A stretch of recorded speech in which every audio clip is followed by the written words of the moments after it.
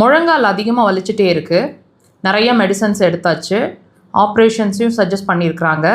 Medicines எடுக்கிற வரைக்கும் நல்லா இருக்குது. ஆனால் திரும்ப திரும்ப மெடிசனை விட்டால் வலிச்சுட்டே இருக்குது. ஆப்ரேஷன் இல்லாத ஏதாவது சிகிச்சை முறை இருக்குமான்னு யோசிச்சுட்டு இருக்கீங்கன்னா இந்த பதிவை முழுசாக பாருங்கள். உங்களோட முழங்காலோட 2 பகுதி 2 மூட்டும் ஜாயின் பண்ணுற இடம் நல்லா க்ளோஸாக இருக்குது. அதாவது ஒன்று மேலே ஒன்று உட்காந்துருக்கு, அழுத்திட்டு இருக்கு அப்படிங்கிற மாதிரி இந்த பிக்சரில் பார்த்தீங்க இல்லையா, இந்த மாதிரி கேப் இல்லாமல் இருக்குது, அழுத்திட்டு இருக்கு, அதனால் அது தேஞ்சிட்ருக்கு அப்படின்னு உங்களுக்கு ரிப்போர்ட் கொடுத்துருக்காங்க. அப்படின்னா அப்போ நீங்கள் கட்டாயம் இந்த பதிவை முழுசாக பாருங்கள். கண்டிப்பாக ஒரு கிளாரிட்டி கிடைக்கும். இதுக்கான தீர்வு என்ன அப்படிங்கிறதையும் இந்த பதிவில் நீங்கள் பார்த்து தெரிஞ்சுக்க போகிறீங்க. இந்த ஒன்றோட ஒன்று உரசிட்ருக்கு, அதனால் எலும்பு தேஞ்சிட்ருக்கு, இந்த மாதிரி கண்டிஷன்ஸ் ஏன் வருது அப்படின்னு கேட்டிங்கன்னா, அந்த இடத்துல கார்டிலேஜ் அப்படின்னு அதாவது தமிழில் குருத்து எலும்பு அப்படின்னு சொல்லுவாங்க. சி ஷேப்பில் இருக்கும் அது.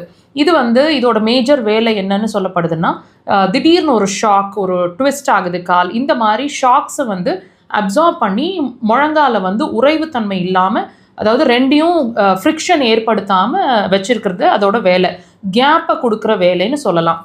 இப்போ இந்த இடம் இந்த கார்டிலேஜ்ன்ற ஒரு விஷயம் டேமேஜ் ஆகிறது அப்படிங்கிற ஒரு கண்டிஷன், அதாவது தேய்மானம்னு நம்ம சொல்லலாம் தமிழில். இந்த கண்டிஷன் ஏற்படுது அப்படின்னா அப்போ 2 எலும்பும் ஒன்றோட ஒன்று உராய்வு நிலை ஏற்படும். ஸோ இதுதான் மெயினாக வலிக்கான காரணம்னு சொல்லப்படுது. ஸோ இந்த கண்டிஷன் உங்களுக்கு இருக்குது அப்படின்னா இதுக்கு நீங்கள் நிறைய மெடிசன்ஸ் எடுத்துகிட்ருப்பீங்க. மெடிசன்ஸ் எடுக்கிற வரைக்கும் நல்லா இருக்கிற மாதிரி இருக்கும்.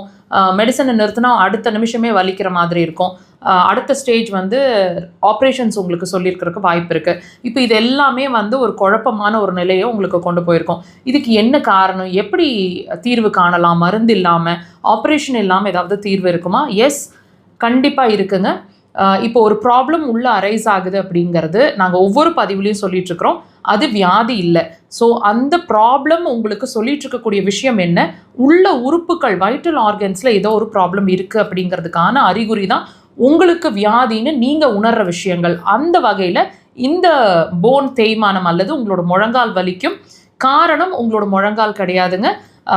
உங்களோட பிரச்சனை உள்ளே இருக்குது, அதாவது உள்ள உறுப்புகள் சார்ந்த விஷயம் இருக்குது அப்படிங்கிறத நீங்கள் உணரணும். அக்குபஞ்சர் அதுக்கு சிறந்த தீர்வாக இருக்கும். ஆப்ரேஷன் இல்லாமல், மருந்து இல்லாத சிகிச்சை கண்டிப்பாக ட்ரை பண்ணுங்கள்.